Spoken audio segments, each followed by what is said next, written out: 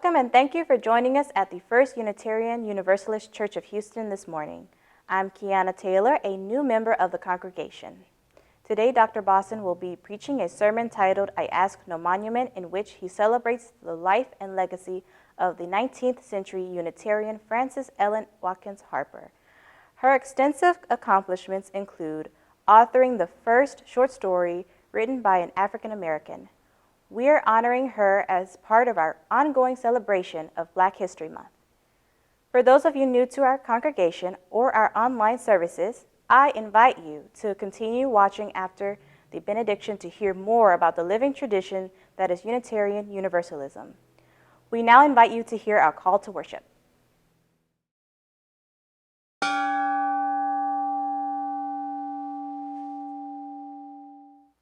The Unitarian, abolitionist, and foundational figure within African American literature, which is to say the literature of the United States, Frances Ellen Watkins Harper said, "We are all bound up together in one great bundle of humanity, and society cannot trample on the weakest and feeble of its members without a curse on its own soul."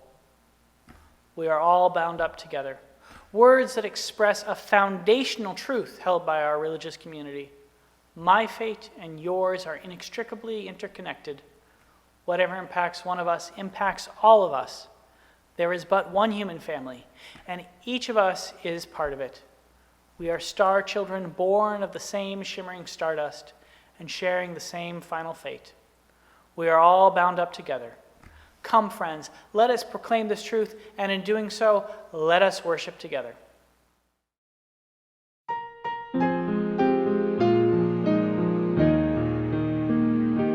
Celebremos compartiendo nuestras vidas, encendiendo esta luz.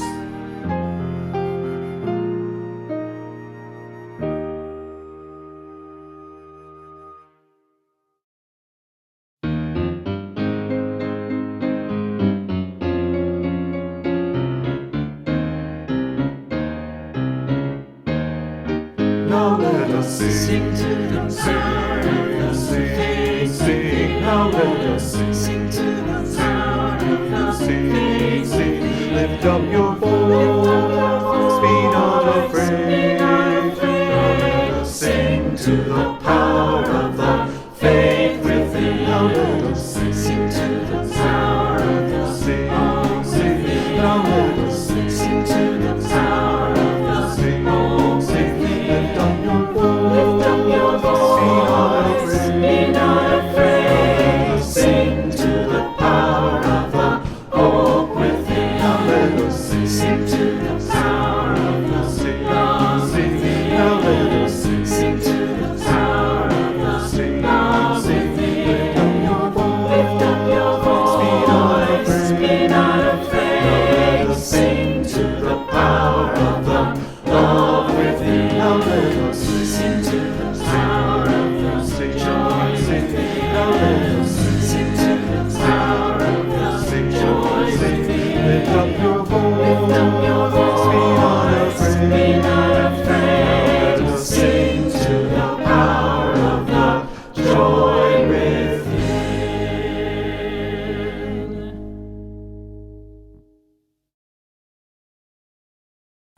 This is the fourth time we find ourselves pausing to hold a ritual of candle lighting and prayer to remember those lost to the pandemic. Too often, there are others to remember at the same time.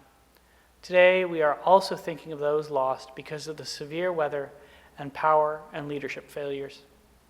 In late August, we were mourning those killed by Hurricane Laura, and on Memorial Day, we also remembered deceased military personnel. Today, more Americans have died from COVID than were killed in World War II. We pause again.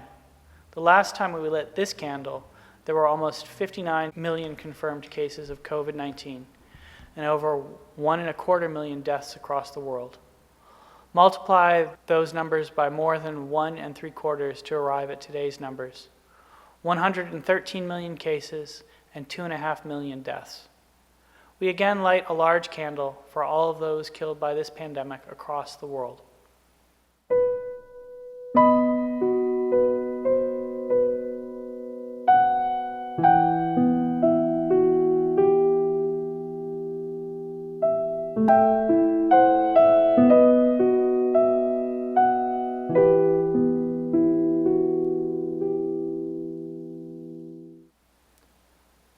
The number of deaths in the United States has increased from 260,000 in November to well over 500,000 today.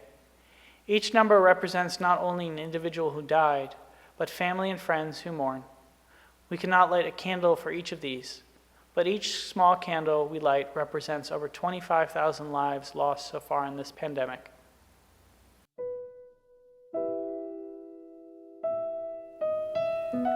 This pandemic has worn on far longer than we imagined, over a year, and has claimed the lives of far more than we could have imagined.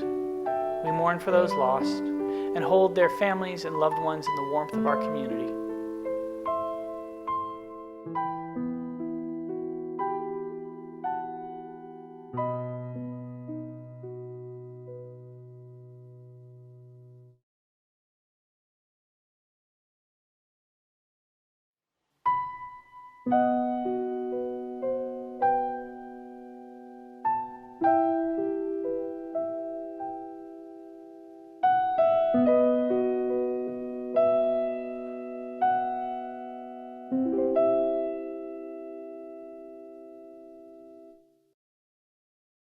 In the 3 months since we have lit these candles, the number of deaths from COVID-19 in the state of Texas has more than doubled to over 43,000. We cannot light a candle for each of these, but each small candle we light represents 2,000 lives lost so far in this pandemic.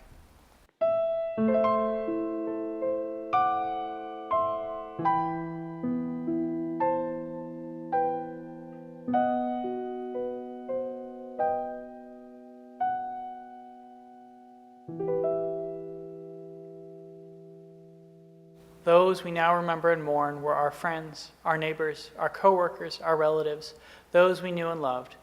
They have passed from us far too early and far too unnecessarily.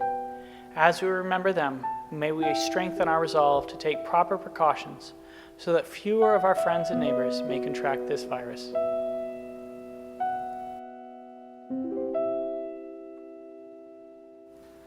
We have lit these candles to remember those who have died. Let us pause now to remember these and all those affected by this disease.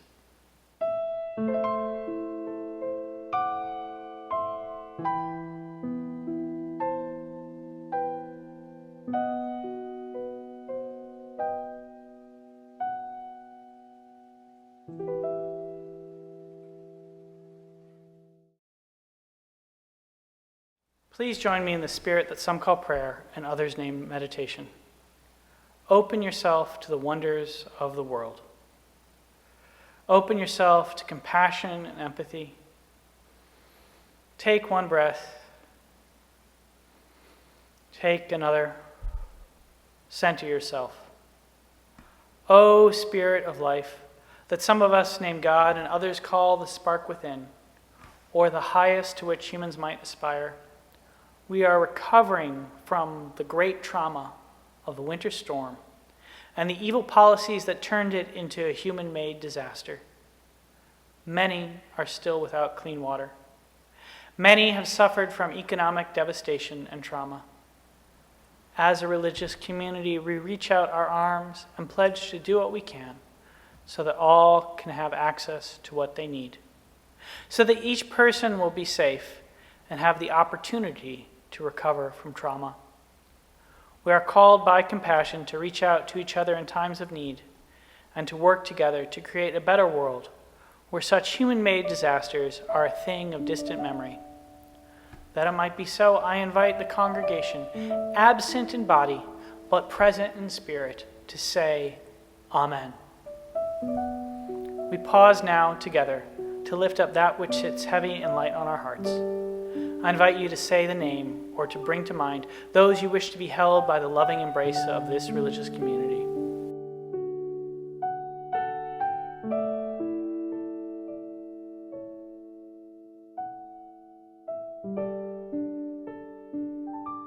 We lift up the more than 40 people in the Houston region who died as a result of the recent Arctic storm. May we never witness such deaths again. We lift up the poet Lawrence Froilan-Getty, who died this week after a long and faithful service to the cause of humanity and the power of the arts to create justice. In this great cloud of witness and memory, Amid this beloved community, we hear these names and hold them in our hearts.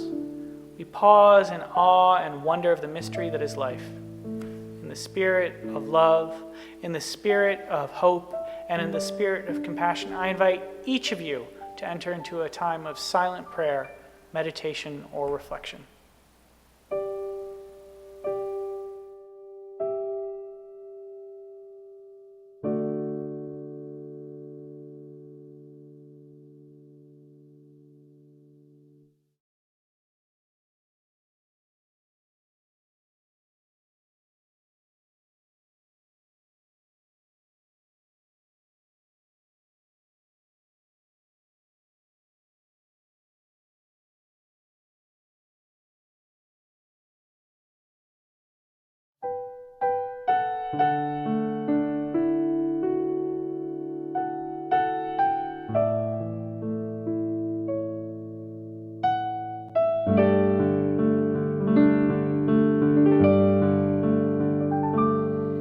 In the quiet of this place, let this moment fill with grace. This is my prayer, this is my prayer.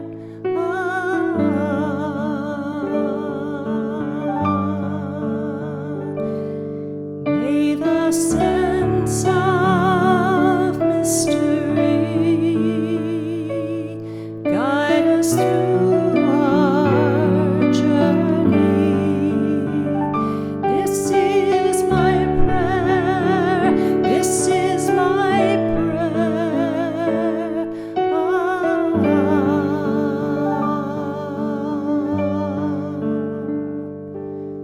This is my prayer.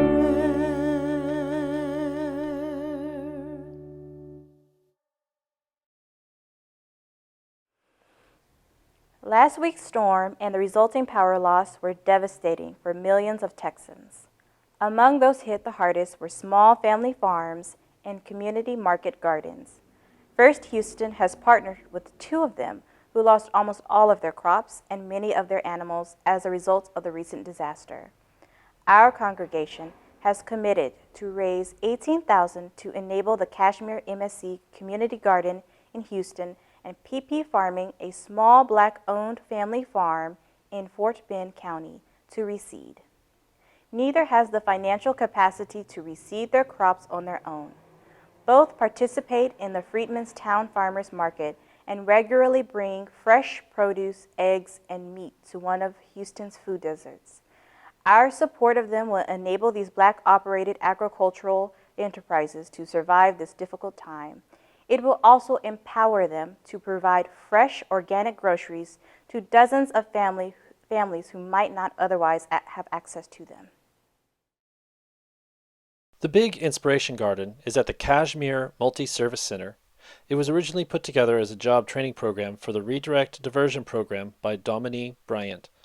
She developed the garden to help young men who wouldn't have had the opportunity to be employed to develop the skills needed to get a paying job. It has been a big success. The Big Inspiration Garden is really, we called it that because we saw this place inspire young people that you couldn't have paid to come into a garden. This garden turned into what it is because we just met the needs of the community that was using it. The freeze has destroyed much of the garden, and many of the upcoming projects and improvements have been put on hold until the plants can be redeveloped. Your donation to the Kashmir MSC Big Inspiration Garden can help it get back on track to serving the community. We're going to be able to get that stuff back on the schedule and get all of the stuff done, and it's going to be fun. Our regular Sunday morning offering collection invites us to weave a tapestry of love and action. So we ask you to give generously. An offering will now be greatly received.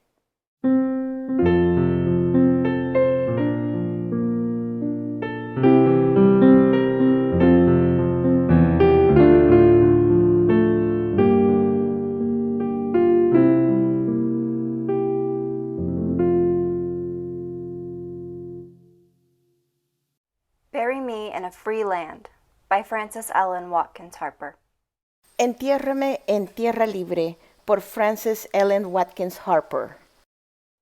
Make me a grave where'er you will, in a lowly plain or a lofty hill. Make it among earth's humblest graves, but not in a land where men are slaves. Hazme una tumba donde quieras, en una humilde llanura o encumbrada colina. Hazla entre las tumbas más humildes de la tierra, pero no en tierra donde los hombres sean esclavos. I could not rest if around my grave I heard the steps of a trembling slave. His shadow above my silent tomb would make it a place of fearful gloom. No podría descansar si alrededor de mi tumba escuchase los pasos de un estremecido esclavo. Su sombra sobre mi callado sepulcro lo haría un lugar de tenebrosa miseria. I could not rest if I heard the tread of a coffle gang to the shambles led, and the mother's shriek of wild despair rise like a curse on the trembling air. No podría descansar si escuchase los pasos de esclavos encadenados en camino al matadero, y oyese el grito furioso y desesperado de la madre como una maldición en el aire agitado. I could not sleep if I saw the lash drinking her blood at each fearful gash, and I saw her babes torn from her breast like trembling doves from their parent nest. No podría dormir si viese el látigo chupar su sangre en cada terrible azote, y si viese arrancar a sus bebés de su pecho como a temblorosas palomas del nido materno.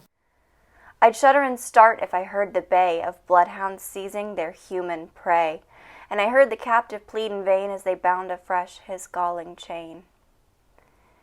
Temblaría de horror si escuchase a la jauría de sabuesos atrapar a sus presas humanas, y escuchase al cautivo suplicar en vano al ser atado nuevamente a su degradante cadena. If I saw young girls from their mother's arms bartered and sold for their youthful charms, my eye would flash with a mournful flame, my death-pale cheek grow red with shame. Si viese a unas jóvenes de los brazos de su madre, al ser ofrecidas y vendidas por sus encantos juveniles, por mis ojos pasaría una llama de dolor, mis mejillas pálidas por la muerte se enrojecerían de vergüenza. I would sleep, dear friends, where bloated might can rob no man of his dearest right. My rest shall be calm in any grave where none can call his brother a slave. Dormiría, queridos amigos, donde el poderío engrandecido a nadie pueda robar su derecho más preciado.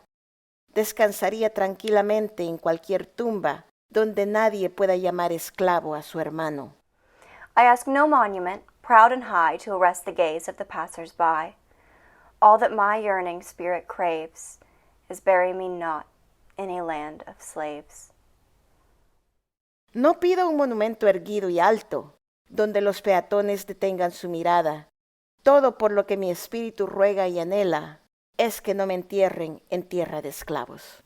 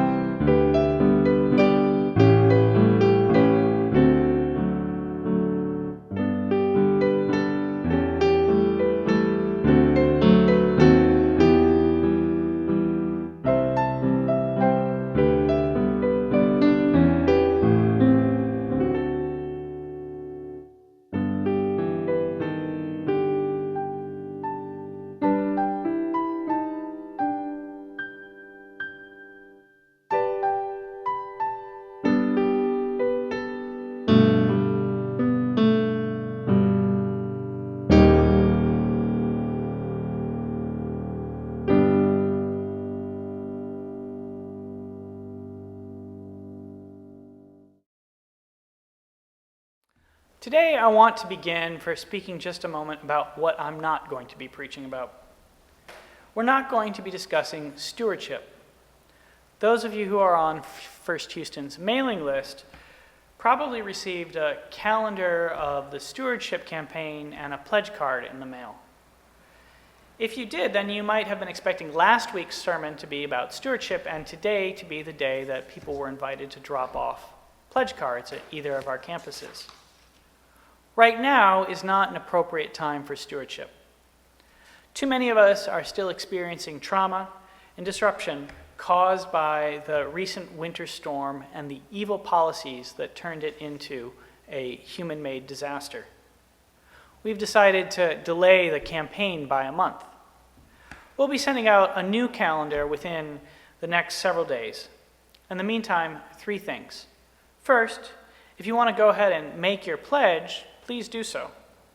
You can also wait till you hear my stewardship sermon on March 21st if you prefer that.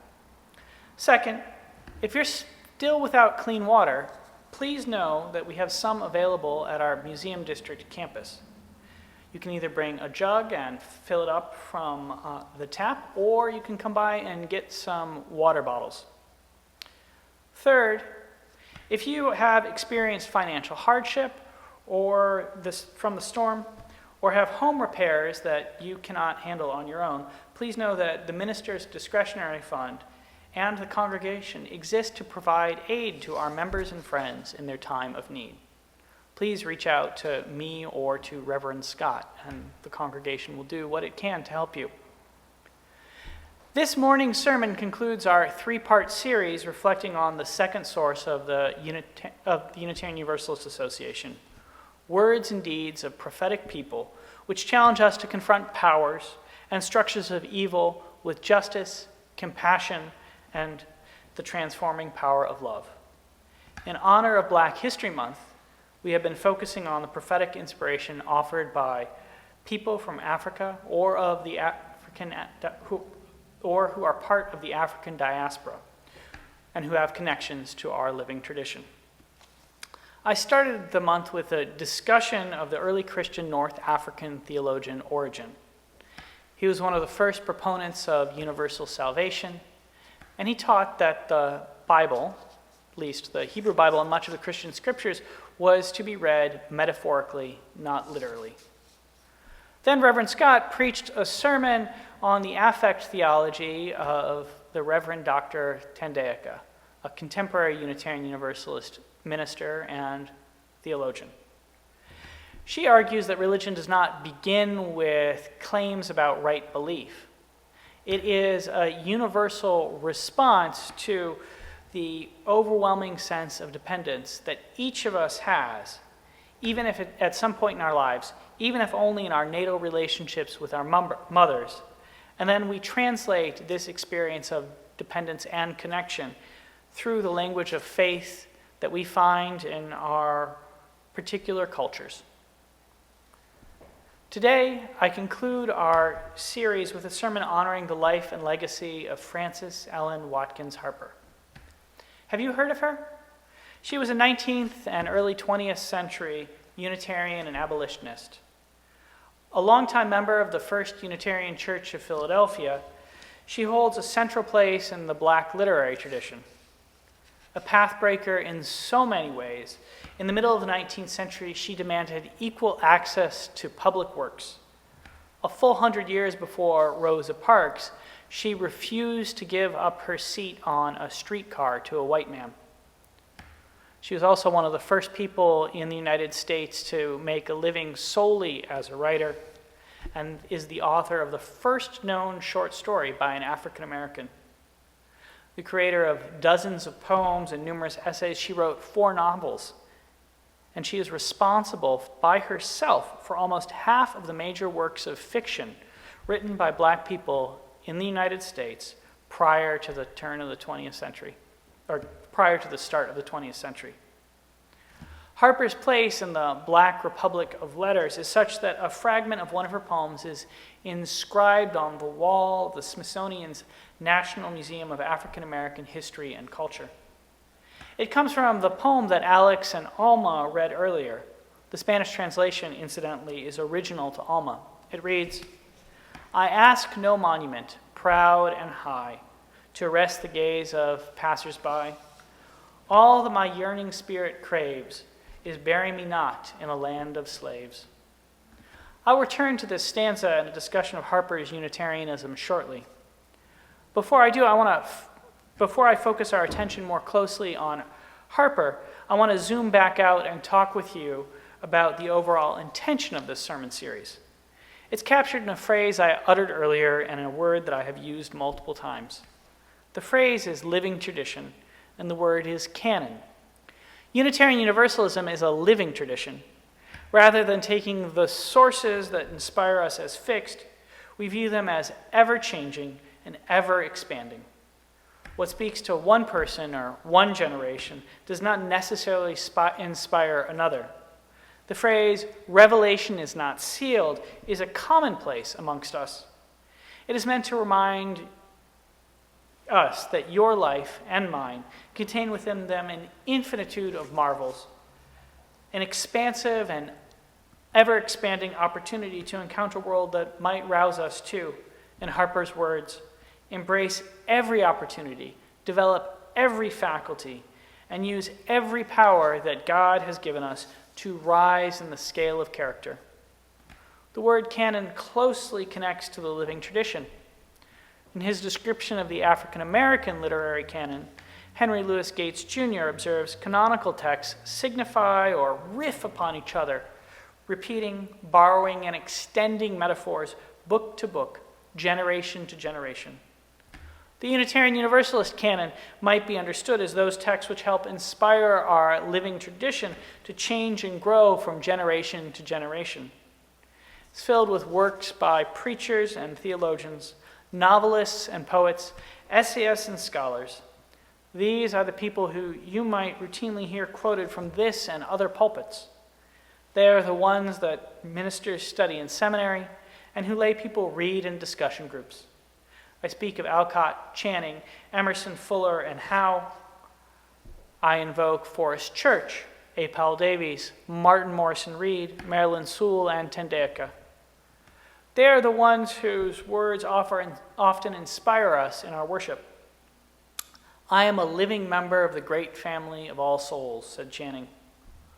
Within us is the soul of the whole, the wise silence, the universal beauty, taught Emerson. A new manifestation is at hand. A new hour is come, wrote Fuller. The central task of the religious community is to unveil the bonds that bind each to all, advised Morrison Reed. Religion is the human response to being alive and having to die, preached Church. As we age, our aliveness shines forth from the depths of spirit, if we dare go there, counseled Sewell. There is love beyond belief, proclaimed Tendeka. If you've been listening to me for any length of time, you will probably observe that my personal canon extends further than the canonical texts of Unitarian Universalism. To offer a highly abridged litany, I frequently find myself in dialogue with Gloria Anzaldúa, Hannah Arendt, E.B. Du Bois, Audre Lorde, Subcomandante Marcos, Nina Simone, Dofu, and W.B. Yeats. What about you? What are the texts from your personal canon, the works that inspire you, that you find yourself in repeated conversation with? Maybe they're not texts at all. In our visual and digital culture, there exists all kinds of canons. They are present in television. Think of The Sopranos, Star Trek, or The Jeffersons. They are present in social media. Bring to mind Haley Sharp's dance to Doja's Cap, Say So, on TikTok, or one of the almost infinite memes featuring the grumpy cat. I had fun once. It was awful.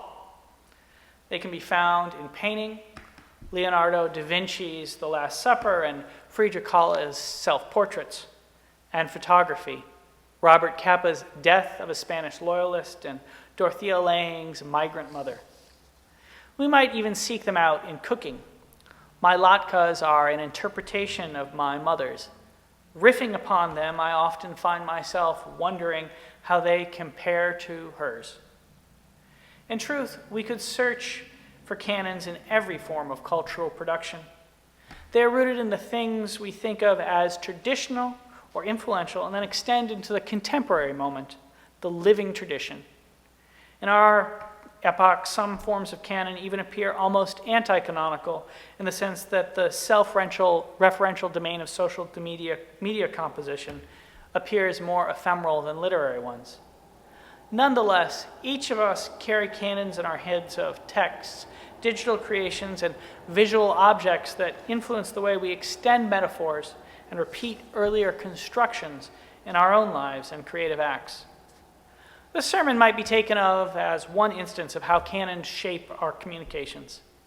Another slightly flipped example from my own ministerial career comes from that canonical production, The Muppet Show. I suspect many of you are familiar with it. It aired in the late 1970s and early 1980s. It was followed by numerous television shows and movies. Its theme song is familiar to many people. It's time to get things started on the most sensational, inspirational, celebrational, Muppetational. This is what we call the Muppet Show. Several of its characters are ubiquitous almost anywhere television exists. I refer to Kermit the Frog, Miss Piggy, and Gonzo. In particular, I mention two characters, Statler and Waldorf. Do you know who I'm talking about? They are the two older gentlemen who sit in the balcony of the Muppets Theater and frequently comment upon and often gently heckle the rest of the Muppets as they perform. Often they have dialogue like this. Boo! Boo! That was the worst thing I've ever heard! It was horrible! Horrendous! Well, it wasn't that bad. There were parts of it I liked. I liked a lot of it. Yeah, it was good, actually. It was great! It was wonderful. Yeah, bravo! More! More! More! More! One of the congregations I served had a couple of members like that. They were two older gentlemen who sat in the back of the sanctuary every Sunday drinking coffee throughout the service. They had been members since sometime in the 1940s and had seen many a minister come and go. They always had commentary for me on my sermon. I learned an enormous amount about preaching from the two of them. If my sermons ever strayed too far into the esoteric, they would let me know. And they often reminded me that I was preaching to a specific community with a specific tradition and location. If I wanted to be effective, I needed to remember where I was, understand the canon of that particular religious communion. One Sunday, a friend of mine came to preach the sermon. After the service ended, they talked to the two gentlemen in back and then later told me, "Dude, you totally have Statler and Waldorf in your church." It was not meant as a slight. As humorous and cantankerous as Statler and Waldorf are, they are important members of the Muppet community. And I actually shared this comment with the two gentlemen, and the three of us had a pretty good laugh about the shared joke, because we actually had a common reference point, a shared canon, and this moment allowed us to reconceptualize our relationship slightly. Helped me clarify that my preaching to them was something of a performance, that there was a common canon present within it, and that many of my congregants wanted me to be both accountable to that canon, and that one way that they respected the freedom of the pulpit was to critique what the minister preaches and encourage the minister to do better. This month's three-part sermon series on the prophetic people is meant to push us as a religious community, and Reverend Scott and I as preachers, to think differently about the canons we invoke in this pulpit and in this congregation. Some people describe First Houston as a historically white church and Unitarian Universalism as a predominantly white tradition. The intention of the series is to challenge those assumptions by illustrating the ways in which Unitarian Universalist theology has been fundamentally shaped and continues to be shaped by people from Africa and of African descent. This brings us back to Frances Ellen Watkins Harper it would be hard to find a more influential or forceful statement of 19th century Unitarian theology than those found in her texts.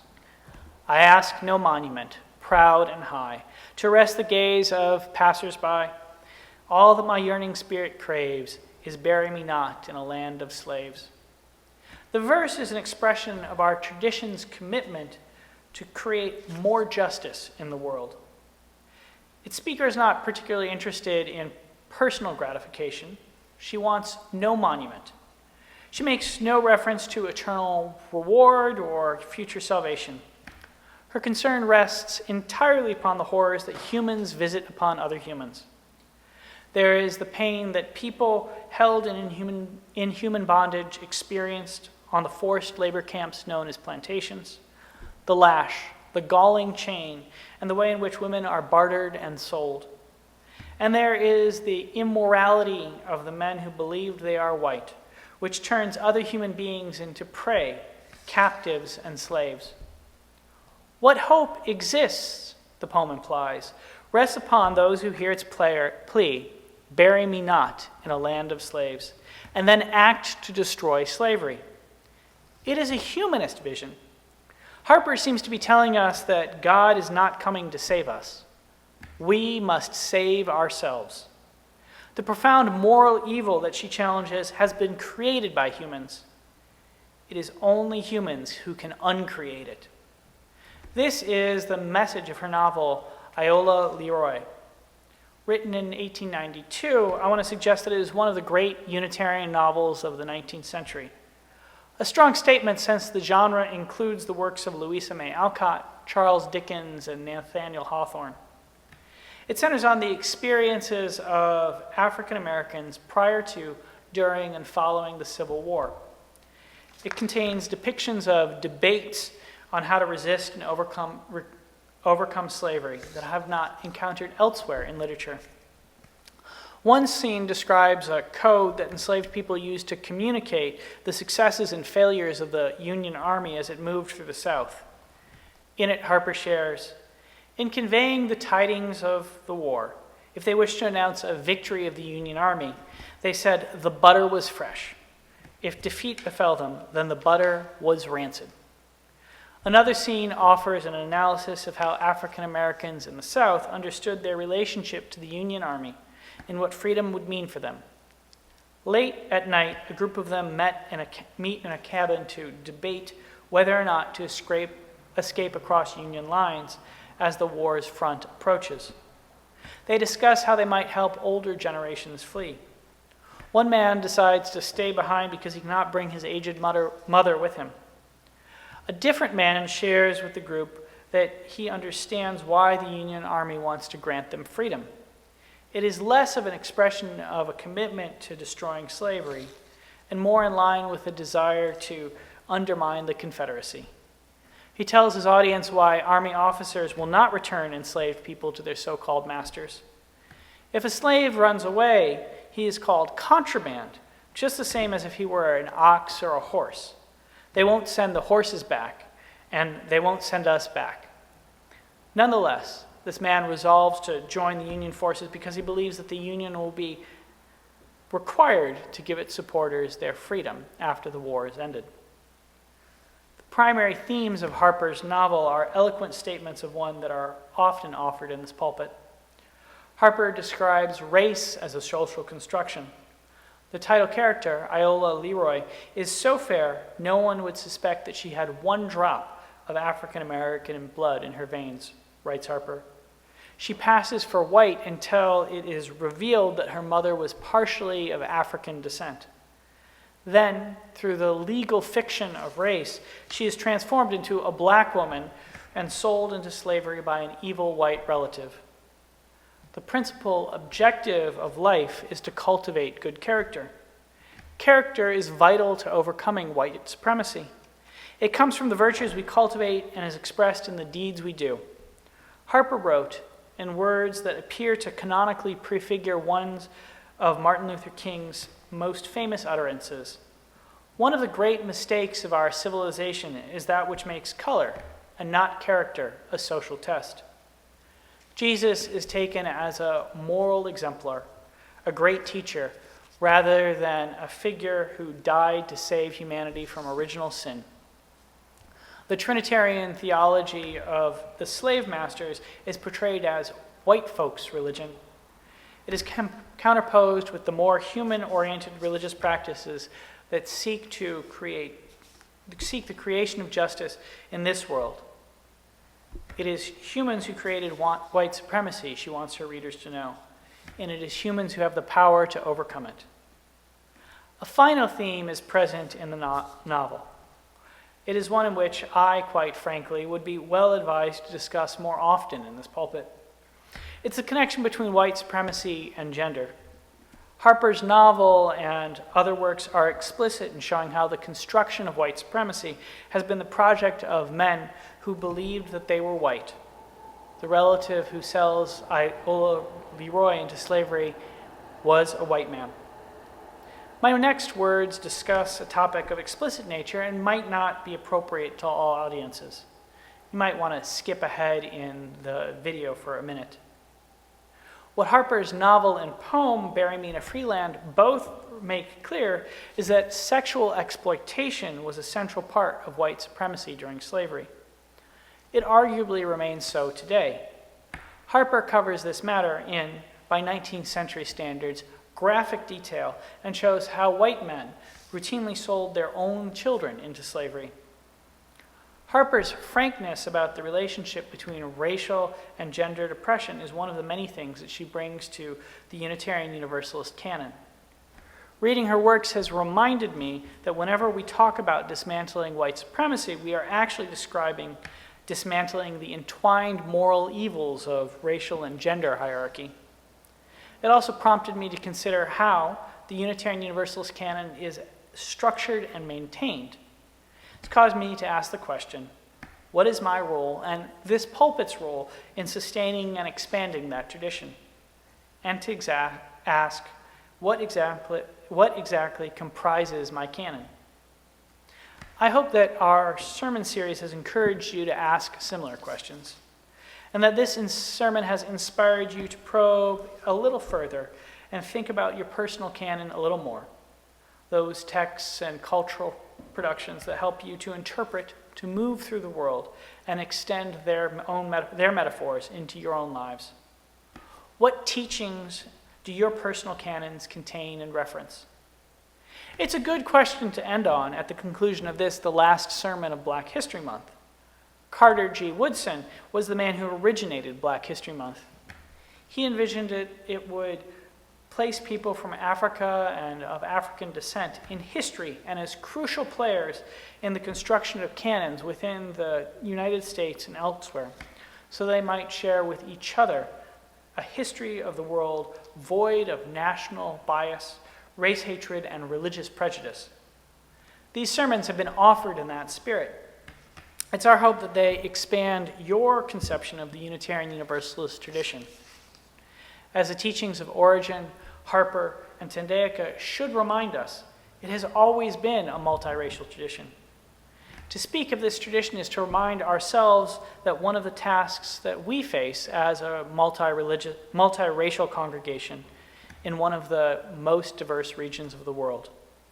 We are called to constantly challenge and expand our own congregational canons so that they might empower us to grow ever stronger as a beloved community, in Woodson's words, free of national bias, race hatred, and religious prejudice.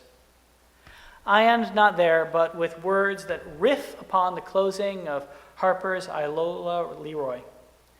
May the evils and horrors we struggle with be lifted from all of our lives. May peace, like the glorious morning dew, descend upon our paths. When we ourselves are blessed, we are called upon to bless others.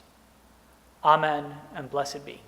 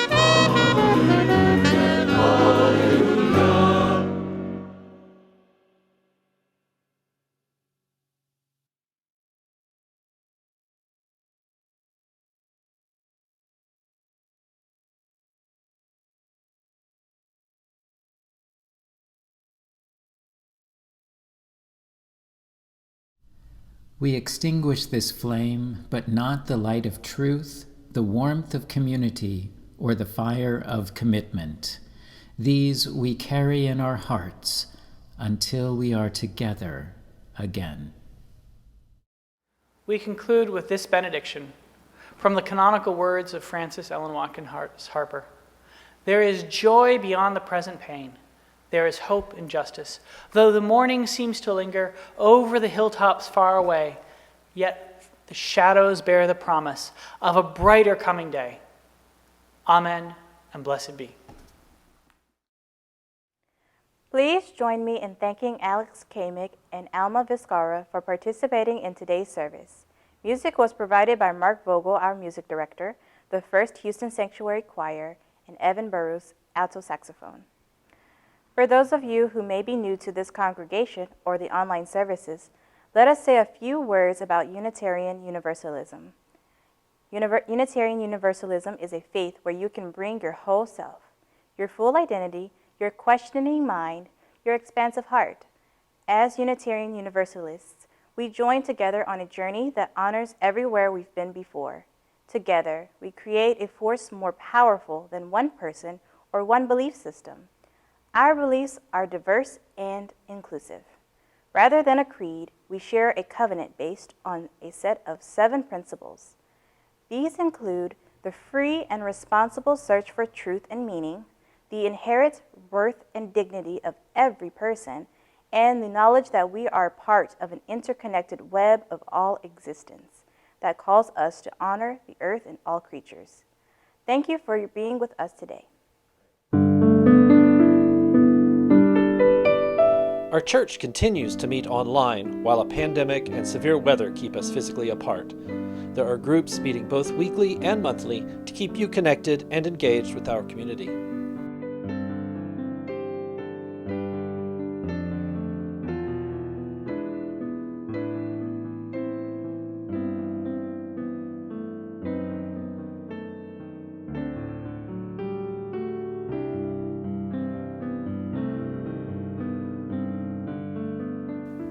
Grab a cup of joe, then join us this morning at 11:30 for the Coffee Half Hour to chat with new and old friends. Next, join the discussion circle at noon for a conversation asking, how can we navigate and handle difficult conversations? Join the Wednesday evening discussions for fun, facilitated, and educational conversations on a variety of topics. This week, conversation covers the fact that teen girls are almost 3 times more likely to be depressed compared with teen boys. What is going on with teen girls? Many of the topics for upcoming discussion groups are on our website, firstuuhouston.org/online-group-meetings. Visit there for more details and to sign up. And remember, all times shown are Central Standard Time.